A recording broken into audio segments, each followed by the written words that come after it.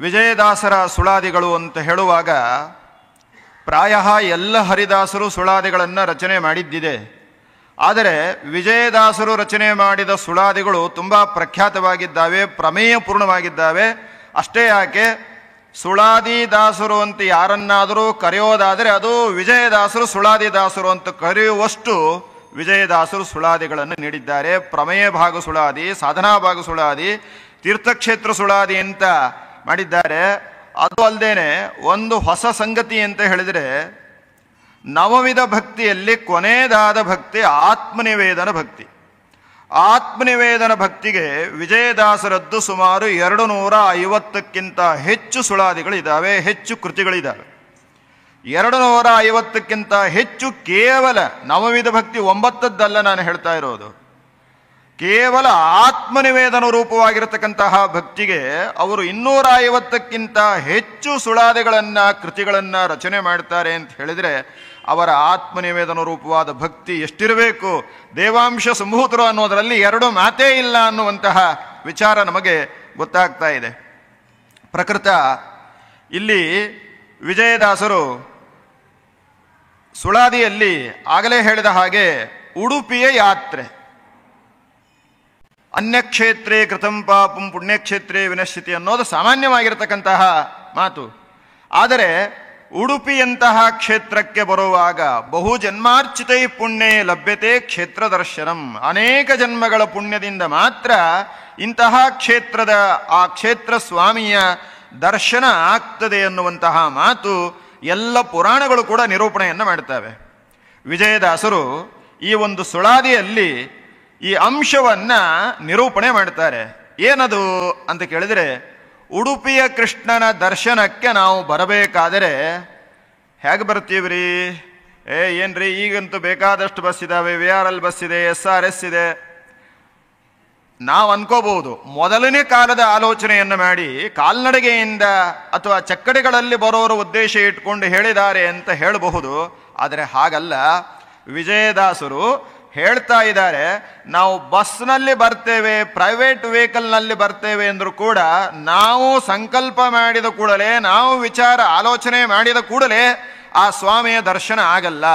ಜೊತೆಗೆ ಇಲ್ಲಿ ಬರೋವಾಗ ಇಲ್ಲಿ ಏನಿದೆ, ಎಂತಹ ಪುಣ್ಯ ಇದೆ, ಯಾವ ಪುಣ್ಯದಿಂದ ನಮಗೆ ಆ ಸ್ವಾಮಿಯ ದರ್ಶನ ಆಗ್ತದೆ ಅನ್ನುವ ಸಂಗತಿಯನ್ನು ವಿಜಯದಾಸರು ಬಹಳ ಸೊಗಸಾಗಿ ಈ ಕೃತಿಗಳಲ್ಲಿ ಏನು ಮಾಡಿದ್ದಾರೆ ಹೇಳಿದರೆ ನಿರೂಪಣೆಯನ್ನ ಮಾಡಿದ್ದಾರೆ.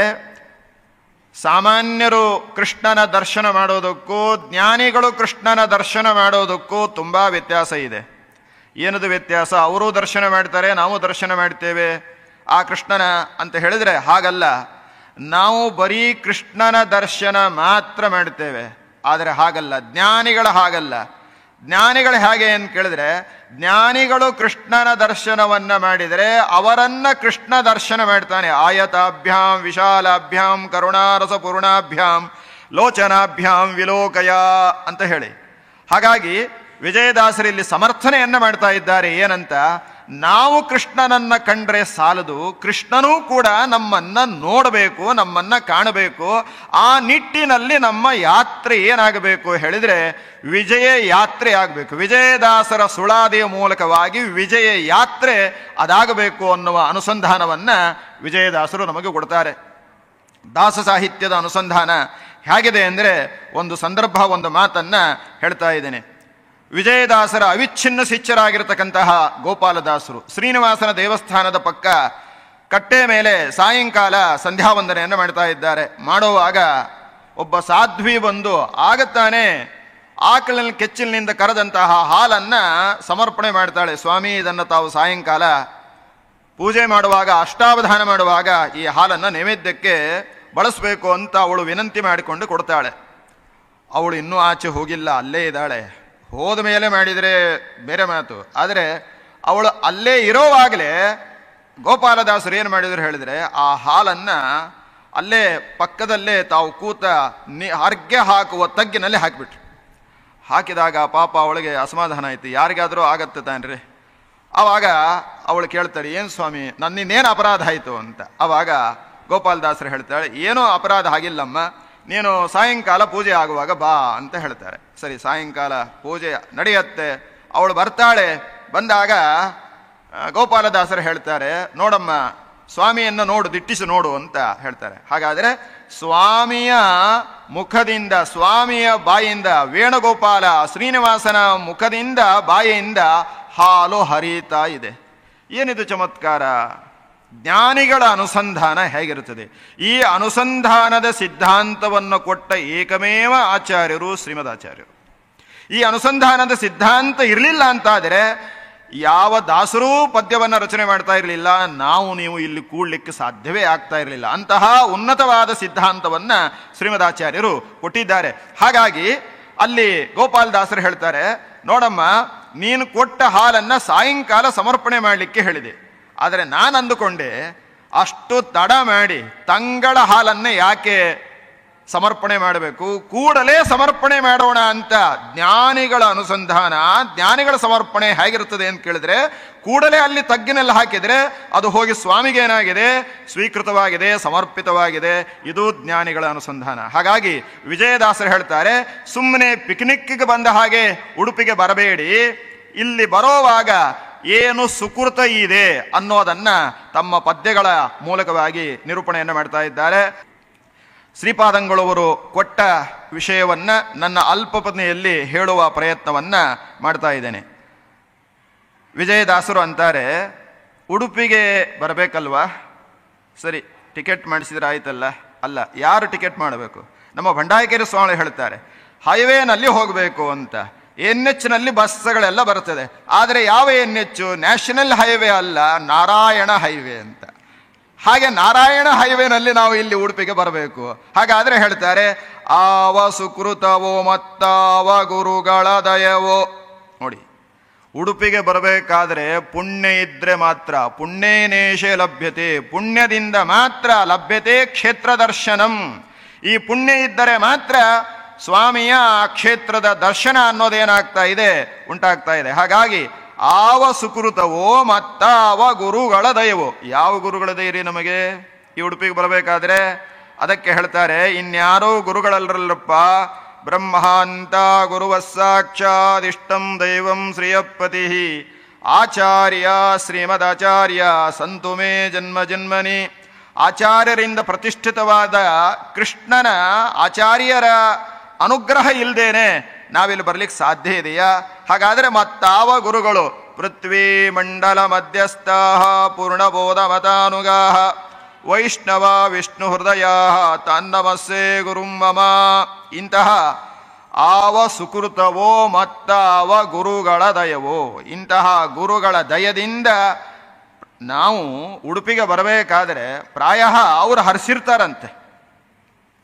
ಈಗ ಗರುಡ ಪುರಾಣದಲ್ಲಿ ಒಂದು ಮಾತು ಬರ್ತದೆ, ಏನು ಅಂದರೆ ಪಿತೃಗಳೆಲ್ಲ ಬಯಸ್ತಾರಂತೆ. ಏನು ಬಯಸ್ತಾರೆ? ಅಸ್ಮದ್ವಂಸೆ ಸುತಕ್ಕೂಪಿ, ನಮ್ಮ ವಂಶದಲ್ಲಿ ಯಾರಾದರೂ ಗೈಗೆ ಬರ್ತಾರಾ, ಬಂದು ಶ್ರಾದ್ದಾದಿಗಳನ್ನು ಹಾಕ್ತಾರಾ ಅಂತ ಕಾಯ್ತಾ ಇರ್ತಾರಂತೆ.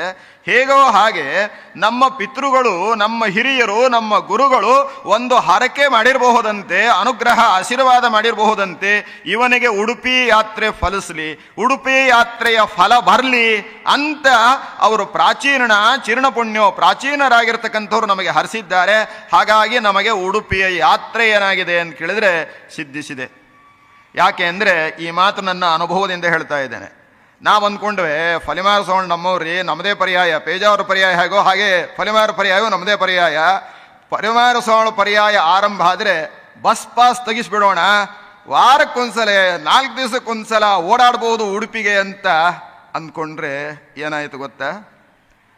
ಫಲಿಮಾರ ಸ್ವಾಮಿ ಪರ್ಯಾಯ ಆರಂಭ ಆದ ಮೇಲೆ ನಾನು ಇದೇ ಮೊದಲ ಬಾರಿ ಉಡುಪಿಗೆ ಬಂದದ್ದು. ಅಂದ ಮೇಲೆ ಉಡುಪಿಗೆ ನಾವು ಅಂದ್ಕೊಳ್ತೇವೆ ಅಂತ ತಕ್ಷಣ ಬರಲಿಕ್ಕಾಗಲ್ಲ. ವಿಜಯದಾಸರ ಆರಾಧನೆ ನಿಮಿತ್ತವಾಗಿ ಬಂದ್ವೆ. ಹಾಗಾಗಿ ಆವ ಸುಕೃತವೋ ಮತ್ತಾವ ಗುರುಗಳ ದಯವೋ, ಆವಾವ ಗೋತ್ರದಲ್ಲಿ ಉದ್ಭವಿಸಿದ ಫಲವೋ. ನೋಡ್ರಿ, ವಿಜಯದಾಸರು ಎಷ್ಟು ನಮಗೆ ಸಂಸ್ಕಾರವನ್ನ ತಂದು ಕೊಡ್ತಾರೆ. ಸಂಸ್ಕಾರಗಳು ನಶಿಸಿ ಹೋಗುವಂತಹ ಕಾಲ ಇದು. ಸಂಸ್ಕಾರ, ಧರ್ಮ, ಆಚಾರ, ವಿಚಾರ ಅಂದ್ರೆ ಏನು ಅನ್ನೋದು ಇವತ್ತು ದೊಡ್ಡವರಿಂದಲೇನೆ ಏನಾಗ್ತಾ ಇದೆ, ನಶಿಸಿ ಹೋಗ್ತಾ ಇದೆ. ಹಾಗಿರುವಾಗ ವಿಜಯದಾಸರಂತಾರೆ, ಆವ ಗೋತ್ರದಲ್ಲಿ ಉದ್ಭವಿಸಿದ ಫಲವೋ. ನೋಡಿ, ಅವಾವ ಗೋತ್ರದಲ್ಲಿ ವಿಶ್ವಾಮಿತ್ರ ಪರಾಶರ ಔರೋ ಭೃಗವಃ ಅಗಸ್ತ್ಯ ಪುಲಸ್ತ್ಯ ಕ್ರತುಹು ಅಂತ ಹೇಳಿದ ಹಾಗೆ ಇಂತಹ ಋಷಿಗಳ ಗೋತ್ರದಲ್ಲಿ ನಾವು ಬಂದಿದ್ದೇವೆ. ನೋಡಿ, ಅವರ ಗೋತ್ರದಲ್ಲಿ ಬಂದಿರಲಿಲ್ಲ ಅಂತಾದರೆ ನಮಗೆ ಈ ಯಾತ್ರೆ, ಇದರ ಸಾಫಲ್ಯತೆ, ಇದರ ಅನುಸಂಧಾನ ನಮಗೆ ಬರೋದಕ್ಕೆ ಸಾಧ್ಯವೇ? ಹಾಗಾಗಿ ವಿಶ್ವಾಮಿತ್ರ ಋಷಿಗಳು 10,000 ವರ್ಷ ತಪಸ್ಸು ಮಾಡ್ತಾರೆ. ಒಮ್ಮೆ ಕಾಮಕ್ಕೆ ಬಲಿಯಾಗ್ತಾರೆ, ಮತ್ತೊಮ್ಮೆ ಕೋಪಕ್ಕೆ ಬಲಿಯಾಗ್ತಾರೆ, ಮತ್ತೊಮ್ಮೆ ಭಾರೀ ಕಷ್ಟಪಟ್ಟು ಏನು ಮಾಡ್ತಾರೆ ಅಂತ ಕೇಳಿದ್ರೆ, ಪುಣ್ಯವನ್ನ ಫಲಿಸಿ ಬ್ರಾಹ್ಮಣ್ಯವನ್ನ ಪಡೆಯಬೇಕಾದರೆ ಎಷ್ಟು ಕಷ್ಟ ಇದೆ ಅನ್ನೋದನ್ನ ನಾವು ಪುರಾಣಗಳಿಂದ ತಿಳಿತಾ ಇದ್ದೇವೆ. ಅಂದ ಮೇಲೆ ಸಹಜವಾಗಿ ದೊರಕಿರತಕ್ಕಂತಹ ಪರಮಾತ್ಮನ ಪ್ರಾಣದೇವರ ಅನುಗ್ರಹದಿಂದ ದೊರಕಿದ ಈ ಮನುಷ್ಯ ಜನ್ಮ. ಹಾಗಾಗಿ ಆವ ಗೋತ್ರದಲ್ಲಿ ಉದ್ಭವಿಸಿದ ಫಲವು, ಆವ ಪುತ್ರನು ಸತ್ಕರ್ಮ ಮಾಡಿದ ಫಲವು. ಇಲ್ಲಿ ಬಂತು ನೋಡ್ರಿ, ವಿಜಯದಾಸರಲ್ಲಿ ಎಷ್ಟು ಪ್ರಮೇಯ ಪೂರಿತವಾದ ಚಿಂತನೆ ಇದೆ ಅನ್ನೋದಕ್ಕೆ ಈ ಒಂದು ಮಾತು ಸಾಕು. ಆವ ಪುತ್ರನು ಸತ್ಕರ್ಮ ಮಾಡಿದ ಪುಣ್ಯವು. ಏನ್ರಿ, ಉಡುಪಿ ಯಾತ್ರೆ ಆಗಬೇಕಾದ್ರೆ ಗುರುಗಳ ಅನುಗ್ರಹ ಆಗಬೇಕು, ಹಿರಿಯರ ಅನುಗ್ರಹ ಆಗಬೇಕು ಅಂತೆಲ್ಲ ಹಿಂದಿನ ಮಾತಿನಲ್ಲಿ ಬಂದಿದೆ. ಗೋತ್ರದಲ್ಲಿ ಬಂದದ್ದರ ಮಹತ್ವ ಇದೆ.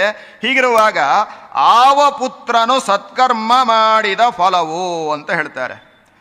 ಆವ ಪುತ್ರ ಸತ್ಕರ್ಮ ಮಾಡಿದ ಫಲ ಅಂದರೆ ಯಾವುದ್ರಿ ಅದು? ಯಾವ ಪುತ್ರ ಸತ್ಕರ್ಮ ಮಾಡಿದ್ದಾರೆ? ಇಲ್ಲಿ ಕೃಷ್ಣನ ದರ್ಶನ ಆಗಬೇಕಾದ್ರೆ ಮಧ್ವ ವಿಜಯದಲ್ಲಿ ಹೇಳಿದ ಹಾಗೆ ತ್ರಾತಾಯ ಏವ ನರಕ ಸಹಿ ಪುತ್ರ ನಾಮ ಅಂತ ಹೇಳಿದ ಹಾಗೆ ಮಧ್ಯಗೇಹ ಭಟ್ಟರು ದಂಪತಿಗಳು ಏನು ಮಾಡ್ತಾರೆ ಹೇಳಿದ್ರೆ, ಪೂರ್ವೇಪಿ ಕರ್ದಮ ಪರಾಶರ ಪಂಡು ಮುಖ್ಯ ಯಸ್ಸೇವಯ ಗುಣಗಣಾಢ್ಯಮ ಪತ್ಯಮಾಪುಹು ಅಂತ 12 ವರ್ಷಗಳ ಕಾಲ ಅನಂತಾಸನನ ಸೇವೆಯನ್ನ ಮಾಡ್ತಾರೆ.